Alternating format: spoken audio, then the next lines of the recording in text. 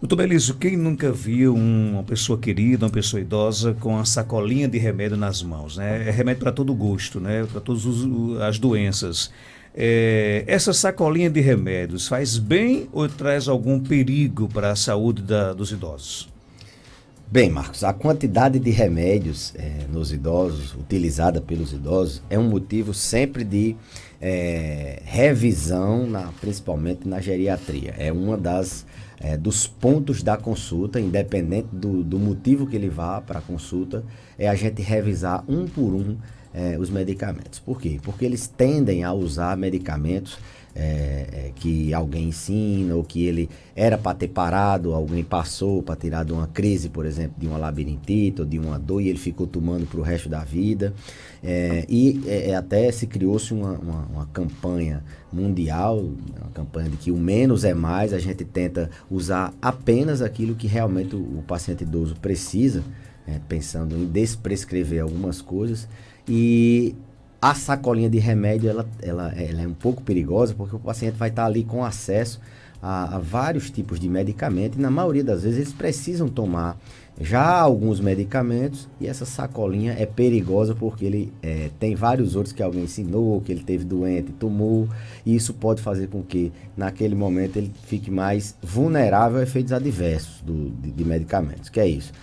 Os medicamentos, eles podem interagir entre eles, anular o efeito de um, aumentar o efeito do outro, ou diminuir. E isso é muito prejudicial para a população que mais consome medicamentos, que é a população idosa, em virtude das doenças crônico-degenerativas, não porque eles tenham compulsão, mas porque eles naturalmente tomam mais remédios. Então, é importante levar sempre para consulta a sacolinha de remédios. Sempre que for para consulta, levar para que o médico, você coloque na mesa e o médico dê uma olhada, revise medicamento por medicamento. Esse aqui eu estou tomando, mesmo que seja, não, é natural, mesmo que seja, não, é só para isso, só para aquilo, leve a sacolinha, junte tudo. Ela é perigosa, mas se ela for bem supervisionada, ela pode até ser útil, né? Porque o paciente vai estar sempre ali com algum medicamento para lançar a mão numa emergência, ou está sempre com os medicamentos que eles precisam tomar sem falta, né?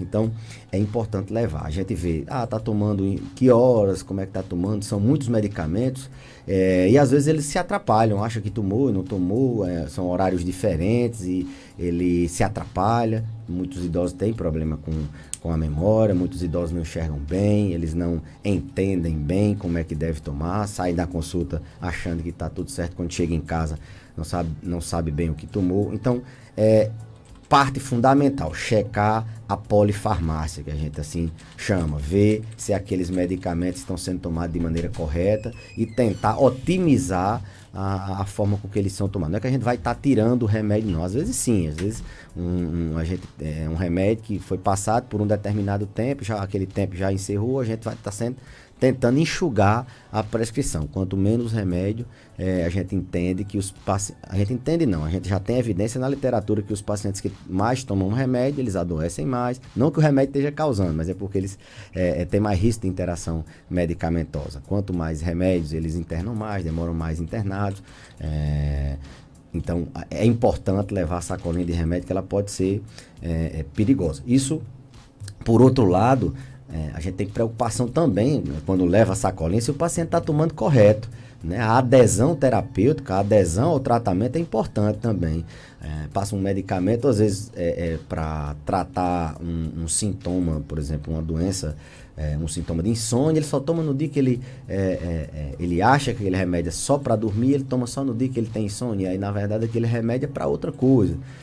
Então, a adesão terapêutica também. Então, pessoas que tomam muitos remédios, pessoas idosas, têm que levar a sacolinha de remédio para saber se realmente ele precisa tomar aquela vitamina D, aquele ômega 3, se precisa tomar aquele fitoterápico que alguém recomendou, aquele outro remédio que a vizinha se deu, ou se a forma com que ele está tomando da pressão, da diabetes está correta. Isso faz uma diferença muito grande na consulta, faz uma diferença, tem um impacto muito grande na qualidade de vida, no pós-consulta. Então, toda consulta que o idoso for fazer, for submeter, tem que levar sacolinha de remédios. de preferência a sacolinha. Eles levam muito as receitas, né? Mas a gente não, eu digo sempre, olha, eu só acredito vendo. Então, é importante colocar em cima da mesa como é que você está tomando. Às vezes eles acham que estão tomando da maneira correta. Não é que a gente está duvidando que eles estejam enganando. Eles acham, às vezes, que a gente está duvidando que ele está tomando, não está tomando o remédio que a gente passou, enfim. Então, só a receita, às vezes, na maioria das vezes, não é o recomendável. Levar a caixinha também, né? Para levar todas as caixas que tomou, aquela caixinha daquele remédio que está tomando naquele momento. Não só o que aquele médico passou, mas todos os remédios. Isso é importante. Se ele tem 3, 4 especialistas cuidando dele, ele tem que levar para todos que tem que estar vendo, olhando o que é que o outro colega está passando e aí tentar enxugar e tentar otimizar a forma com que ele está tomando os medicamentos. Um artigo recente de um jornal americano trouxe dados alarmantes sobre o consumo de remédios pelos idosos daquele país, né? Pessoas entre 65 e 69 anos tomam em média 15 medicamentos com prescrição por ano. E o grupo de 80 a 84 anos chega a 18 medicações com receita. Por que é que um dado como esse é considerado tão alarmante por essa pesquisa? Por causa do risco de reações adversas. Os medicamentos, eu sempre digo, a diferença do medicamento e do veneno é só a dose, é só a forma como você toma. E medicamentos, muitos medicamentos, a gente tem muito critério para poder evitar que eles tenham interação. Eles conseguem interagir entre si, eles conseguem se misturar. Um pode alterar o efeito do outro. Quando a gente faz uma prescrição, a gente faz sempre com esse cuidado às vezes a gente até ajusta a dose, troca o medicamento, porque aquele vai interferir no efeito do outro. Então, 18 medicamentos assim, um número alarmante, considerando as vitaminas, os polivitamínicos, os medicamentos que eles tomam por conta própria. Isso é preocupante. Lembrar que quanto mais medicamento de forma prescrita, correta ou não, mais queda.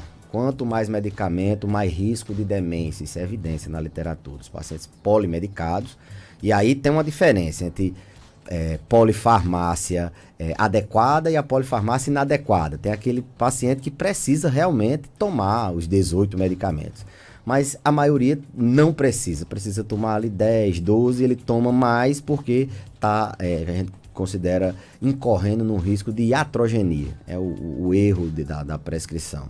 Então, quanto mais medicamento, mais risco de queda, mais risco de demência, mais risco de internação, mais risco de reações adversas em geral. Muito remédio é sinal de mais riscos. Agora, remédio, muito remédio e remédio tomado de maneira correta, ou paciente que deveria estar tomando muito remédio e não está, tem o mesmo perigo. A questão de ter muitos medicamentos faz o contraponto exatamente com as pessoas que deviam estar tomando aqueles medicamentos e não toma, escolheu esse ou aquele para não tomar e aí incorre no mesmo erro que é a má aderência ao tratamento. Tem uma pergunta aqui no nosso WhatsApp, vamos saber aqui se é para o Dr. Belísio. Doutor Belísio, bom dia. Sou Lena, moro na Palma. Doutor Belísio, eu sinto muita dor nas minhas pernas. Hoje eu tô pior, tudo ainda dor nas minhas pernas, que eu não posso nem andar direito. Aí eu vomitando sem comer. Está com mais de mês já que eu tô desse jeito. O senhor acha, queria saber o que eu acho que é. Essa dor nas minhas pernas e esse vômito que eu tô com, tudo que eu como eu boto pra fora. Não tenho vontade de comer, doutor Belísio. Bom dia. E aí, doutor Belísio? Bom, dor nas pernas existem várias causas, né?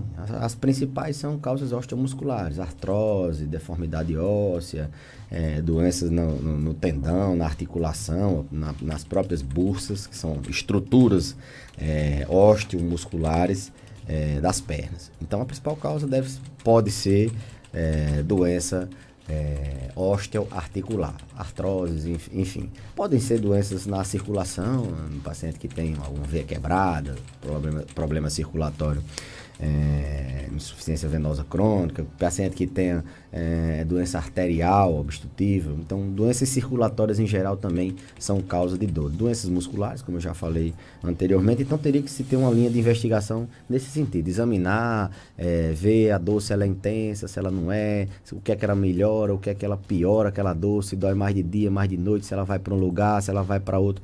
Teria que detalhar melhor numa consulta para a gente poder pensar numa causa. A associação com vômito e com perda de apetite, geralmente dor generalizada, com vômito, com sintomas gerais, a gente pensa em doenças infecciosas, doenças autoimunes, teria que se detalhar melhor. Agora sim, um paciente que está vomitando, tudo que ele come, ele vomita, ele tem que ir para uma emergência, ele tem que ser tratado, não pode tudo que a gente vai comer, seria recomendado ir procurar o pronto-socorro do hospital regional ou algum outro pronto-socorro, a unidade de saúde da família, não pode ficar em casa não. Causas para existem inúmeras, né? Pode ser, como eu falei, uma doença infecciosa, uma gastroenterite, infecção intestinal, passando por doenças mais sérias, doenças seríssimas como um câncer, como outras doenças, mas tem que se investigar a causa desse vômito. Consequentemente, a pessoa vomitando perde o apetite. Não existe uma relação assim, né, tão assim, próxima de dor nas pernas e vômito. Deve ser um quadro geral que está causando essas duas coisas. Teria que se detalhar melhor. Ok, tem mais pergunta? Bom dia. Eu queria saber que eu tomo muito Docilar para coluna. Porque eu sinto muita dor nas minhas costas e tomo Docilar. Aí quando eu tomo Docilar, melhora. Eu tomo 3 por dia. O que você acha? Gente, só com todo respeito aqui ao nosso ouvinte, deu para escutar? Mas só para pedir para que as pessoas, quando vier daqui, falem um pouco mais alto, porque quando o áudio vem muito baixo, aí prejudica aqui o entendimento aqui da pergunta. E como trata de uma pergunta sobre saúde, o doutor Belize tem que entender, tem que ser muito, digamos assim, compreensível a mensagem. Doutor Belize, e aí? Talvez falar, deve ser no Viva Voz, né? Às vezes fala mais próximo, né? Bom, dor na coluna, né? E ela tomou Torcilax, Tandrilax. Esse medicamento, ele é diclofenaco, ele é uma associação. Diclofenaco com relaxante, que é um anti-inflamatório, com relaxante muscular, carisoprodol, com um analgésico, paracetamol. Então, ele vai pegar 3 medicamentos para tratar dores, geralmente osteoarticulares. As pessoas sempre estão tomando, sempre estão perguntando, porque é um remédio que ele pega várias estruturas, né? Ele relaxa o músculo, ele tira a dor e desinflama. Ele, para a coluna, é muito utilizado, dores na coluna, e as pessoas sentem um alívio, mas anti-inflamatório é inimigo de idoso até que se prove o contrário. A gente lança a mão? Lança. Alguns pacientes a gente precisa. Tempo curto ali, fica monitorando o uso dele, porque os idosos são mais suscetíveis ao anti-inflamatório agredir o rim dele, ele entrar numa insuficiência renal. Ele é mais suscetível a que o anti-inflamatório ele faça alguma doença no estômago, faça algum estrago no estômago, gerando uma úlcera, ou ele descompense doenças cardíacas. Ele pode aumentar a pressão, ele pode descompensar a insuficiência cardíaca. Então, o anti-inflamatório ele é ruim para o rim, ruim para o estômago e ruim para o coração. Então, não recomendo, principalmente os idosos, a tomarem anti-inflamatório, principalmente de forma automedicada. A gente, quando prescreve de maneira controlada e fica vendo o paciente e dosando ali, avaliando, supervisionando esses órgãos. O analgésico, não, a gente já prescreve muito mais. Os analgésicos simples, que não são anti-inflamatórios, a gente prescreve muito mais. E os relaxantes musculares, para o público idoso, a gente também às vezes lança mão. O paciente tem uma contratura muscular, e a gente tem que fazer aquele músculo relaxar, mas com muito cuidado, porque os relaxantes, a maioria deles, eles são sedativos, então eles induzem queda. Ter muito cuidado com os relaxantes musculares prescritos principalmente durante o dia. O paciente fica ali sonolento e aí ele tem o risco de cair. São medicamentos, inclusive, inapropriados para o paciente idoso. Então, esse remédio que ela falou, Torcilax, Tandrilax e outros semelhantes, não são boas medicações, alivia ali naquela hora, o efeito dele é 8 horas, mas se a gente não buscar tratar a causa, se é uma contratura muscular, o paciente tem que fazer relaxamento, tem que fazer às vezes fisioterapia, alongamento, tem que ver por que está com essa contratura, muitas vezes é por alguma alteração no osso que está fazendo o músculo ficar contraído na coluna.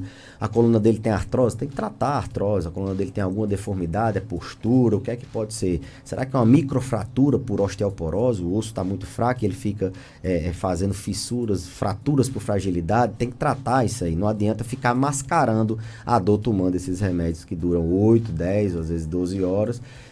Tem pacientes, não, eu tomo um por dia, mas um por dia é o suficiente para daqui a pouco tempo ele entrar numa máquina de hemodiálise, perder o rim entrar em insuficiência. Tomar uma vez, ele pode fazer com que o coração dele entre em uma descompensação, e não é incomum. O paciente idoso ele tem insuficiência cardíaca. Os pacientes que mais têm insuficiência cardíaca, coração crescido, as pessoas assim conhecem, são os idosos. Um anti-inflamatório é uma causa de descompensação. O paciente vai para o pronto-socorro cansado, que retém líquido e aí ele cansa muito.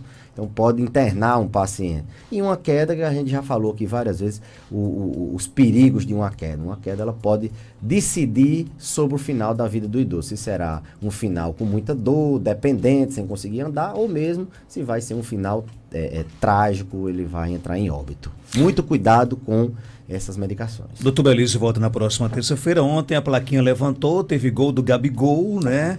A seleção estreou, tá tudo rimando aqui, né? Tudo rimando, e o Queixada jogou muito, hein? O Pedrão jogou muito. Eu não assisti porque eu estava na festa aqui da 102 e infelizmente essa briga aí da Rede Globo com o Flamengo, só que se prejudica são os torcedores, né? Principalmente os off-Rio. Pois é. Que não tem condição de ir pro Maracanã. Espero que resolva isso. A gente doido para assistir o jogo. Ontem eu assisti, mas você assistiu Instagram, Twitter. Não é a mesma coisa, né? Não, de maneira nenhuma. É uma pessoa que está no campo filmando. Mas o mimimi acabou, a seleção ontem estreou e agora, amiga... Fiquei preocupado, começando perdendo de 1-0, de retranca, 10 jogadores atrás. Gabigol, Bruno Henrique, amiga, agora é só colecionar vitórias, goleadas, né? Títulos, né? Jesus já tem um agora, dia 16, né? Que Jesus lá de cima nos abençoe, abençoe o Jesus aqui de baixo, vai dar tudo certo. Jesus, João de Deus, Pedro, Lázaro, é só nomes bíblicos. Gabriel, acho que Gabriel também. Nomes bíblicos. Obrigado, doutor Belício. Um abraço e até a próxima terça, se Deus quiser. 7h44, confirmado.